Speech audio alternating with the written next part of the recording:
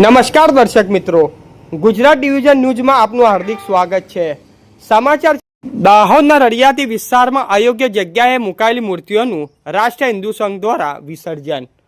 દાહોદ શહેરના રડિયાતી વિસ્તારમાં અયોગ્ય થતા ગંદકીયુક્ત સ્થળે શ્રી ગણેશજી અને મા દશામાની મૂર્તિઓ મૂકવામાં આવેલી હોવાનું માહિતી તારીખ 30/1/2026ના રોજ એક વિડીયો મારફતે સામે આવી હતી।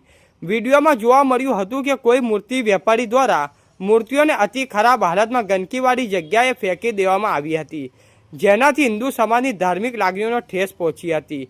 આ બાબતની જાણ થતાં રાષ્ટ્રીય હિન્દુ સંઘ દાહોદ જિલ્લાના ખરજ પ્રખંડ પ્રમુખ શ્રી નિલેશભાઈ બારિયાને તરત માહિતી આપવામાં આવી હતી।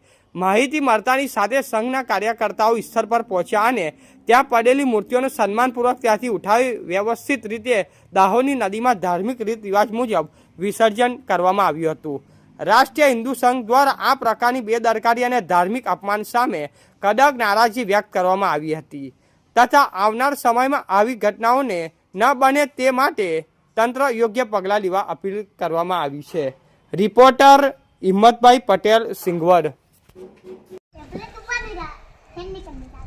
હિન્દુ ધર્મના મૂર્તિઓ વેચતા જેટલા બી વેપારીઓ છે એમને નમ્ર વિનંતી છે કે મૂર્તિ વેચાણ કર્યા પછી મૂર્તિને વિસર્જન કરો ને તેમને સારી જગ્યા પર એ મૂર્તિઓને મેલી રાખો, બરાબર। ઘણા તત્વો દ્વારા છે ને મૂર્તિઓને ખરાબ જગ્યા પર ને ખરાબ સ્થિતિમાં મૂકે છે, એના લીધે હિન્દુ ધર્મને લાગણી દુભાઈ એવું કામ ના કરો। પ્લીઝ રિક્વેસ્ટ છે કે જેટલા બી વેપારીઓ ભાઈ બહેનો છે એમને નમ્ર વિનંતી છે કે મૂર્તિ વેચાણ કર્યા પછી મૂર્તિઓને વ્યવસ્થિત જગ્યા પર મૂકવા વિનંતી। સમાચાર જોવા માટે ગુજરાત ડિવિઝન ન્યૂઝ ચેનલને like, share, subscribe, bell icon press button દબાવવાનું ના ભૂલશો। ધન્યવાદ।